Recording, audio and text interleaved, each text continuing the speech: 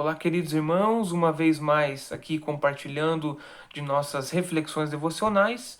Hoje faremos aqui uma breve reflexão no capítulo de Marcos 6, dos versos 7 a 13. A palavra do Senhor diz assim: Chamou Jesus os 12 e passou a enviá-los de 2 a 2, dando-lhes autoridade sobre os espíritos imundos. Ordenou-lhes que nada levassem para o caminho, exceto um bordão, nem pão, nem alforge, nem dinheiro, que fossem calçados de sandálias e não usassem 2 túnicas. E recomendou-lhes: quando entrardes em alguma casa, permanecei aí até vos retirardes do lugar. Se em algum lugar não vos receberem nem vos ouvirem, ao sairdes dali, sacudi o pó dos pés, em testemunho contra eles. Então, saindo eles, pregavam ao povo que se arrependesse. Expeliam muitos demônios e curavam numerosos enfermos, ungindo-os com óleo. Então, irmãos, essa passagem nos mostra aqui, né, que de fato Cristo está ampliando o seu ministério, né? Aqueles homens que outrora haviam sido chamados para serem discípulos de Cristo, caminharem junto a Cristo, que aprenderam através de exemplos de forma direta do próprio Salvador diversas questões espirituais, estavam sendo agora comissionados, né, como apóstolos, como de fato aqueles que levariam a mensagem de uma maneira especial, né? Então Jesus chamou aqueles homens, né, anteriormente, não somente para que estivessem com ele, que fizessem companhia, né, em sua empreitada, mas de fato vemos aqui, né, com esta passagem, que Cristo chama aqueles homens para que eles mesmos fossem enviados a pregar, né, a continuar os trabalhos. E vemos aqui a curar enfermos, a expelir demônios, né, a de fato andar por toda sorte de lugares, em alguns lugares sendo bem recebidos, em outros lugares nem tanto. Há um critério, inclusive, que o próprio Cristo aqui coloca para eles, né, acerca disso. Mas a verdade é essa, né? Aqueles homens estavam sendo comissionados para que entregassem uma mensagem, né? Uma mensagem que vinha do próprio Cristo, uma verdade, né? Melhor dizendo.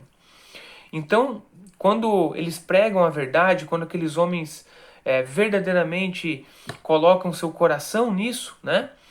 Nós vemos, atestamos isso de uma maneira muito especial, né? De que não há espaço para um tipo de subjetividade naquilo que eles pregavam, né? Há uma mensagem própria, uma mensagem única, que de fato é verdade divina. E aqueles homens estavam pregando aquilo. Aqueles homens estavam pregando o arrependimento, levando adiante a mensagem de que era necessário que o homem refletisse acerca de seu estado espiritual, de que houvesse uma mudança não somente de mente, mas uma mudança de atitudes. Né? Aqueles homens pregavam e levavam a mensagem que era poderosa, no sentido que eles curavam os enfermos, assim como o próprio Cristo o fizera, né?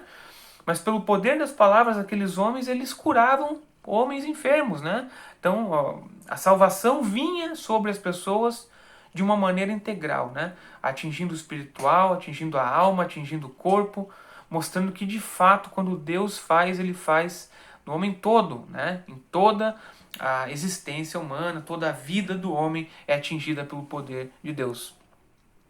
E aqueles homens também levavam uma mensagem que se expressava através da libertação de endemoniados. Né? Mais uma vez, como o próprio Cristo já havia feito, né? Aqueles homens libertando oprimidos que estavam sob o jugo do diabo, né? Soltando os cativos que estavam debaixo dos poderes das trevas, né? Uma vez mais mostrando que eram providos de poder, né? E este poder vinha do próprio Cristo, né?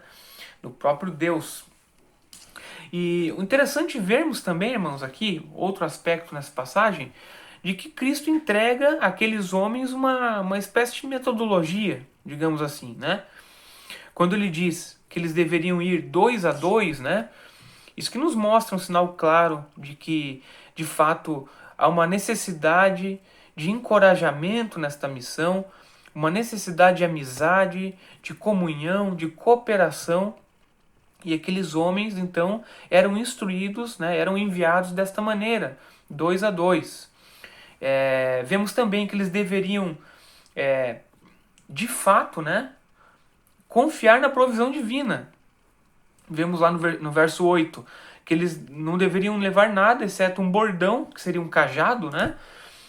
Nem pão, nem alforje, nem dinheiro, que fossem calçados de sandálias, não usassem 2 túnicas, né? Então, realmente, os homens deveriam confiar na provisão divina, sabendo que o próprio Deus estava enviando-os para que realmente cumprissem com sua missão, cumprissem com seu ministério, né? E que este ministério era abençoado pelo próprio Deus, né?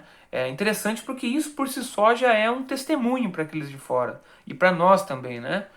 O fato de que Deus, né, ele dá condições para que aqueles homens sigam adiante, que eles consigam de fato sobreviver, né, passar por todo tipo de adversidades no meio do caminho. Mesmo assim, né, nós temos aí em nossas Bíblias inúmeras histórias destes homens por conta de que Deus esteve lá com eles, né?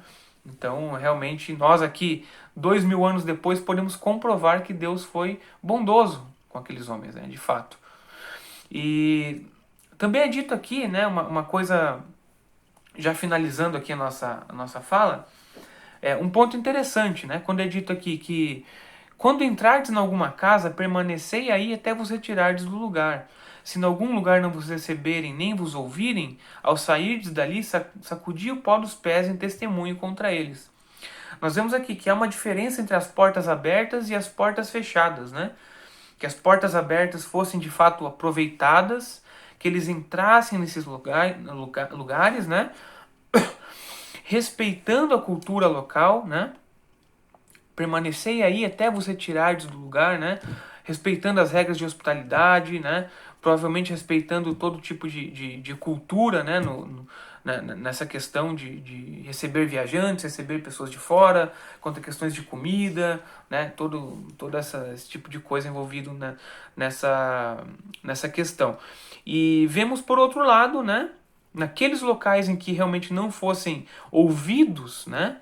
Que ao saíssem dali sacudissem o pó dos pés, né? Ou seja, que entendessem que aquele território ali era um território pagão, que era de fato um território impuro, porquanto, tendo a oportunidade de ouvirem acerca da verdade de Cristo, optaram por não receber, né, esta verdade, não abriram os ouvidos e de fato aquele território é impuro, não é um local onde Deus é bem recebido, e que aqueles homens saíssem dali, né, em testemunho contra aqueles que não haviam ouvido. Então, basicamente, é essa aqui a mensagem, né, em que nos é mostrado este envio dos apóstolos, né? E a nossa reflexão aqui, além de pensar sobre cada um desses pontos aqui que Cristo realmente mostra serem importantes para que aquela missão fosse cumprida, é pensar, né, realmente, como eu disse anteriormente aqui, em como aquela missão foi de fato um sucesso, né? Estamos vendo aqui num ponto até um tanto quanto embrionário, né, no relato das Escrituras. A coisa vai se estendendo mais e mais, mostrando que de fato aqueles homens vão pregando e vão levando a verdade do Evangelho, cada qual, né, com as suas particularidades. Veremos isso a seu tempo, né? Mas verdadeiramente Deus ele cumpre a sua vontade na vida daqueles homens. Quando Cristo separa aqueles homens, quando os comissiona, quando de fato os torna apóstolos, né?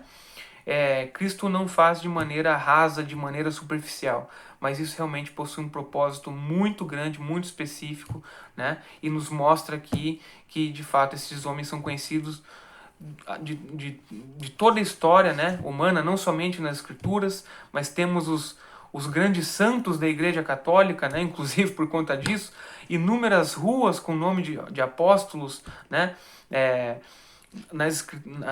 na literatura, na pintura, enfim. Estes homens se tornaram conhecidos por conta de sua missão. E sua missão começa aqui com a bênção do próprio Cristo, os instruindo acerca do que deveriam fazer. Que Deus nos abençoe para que possamos cada vez mais nos enriquecermos com essas histórias das Escrituras maravilhosas que tratam da nossa própria história, da nossa própria origem, do nosso próprio passado. Que Deus abençoe a vida dos irmãos. Amém.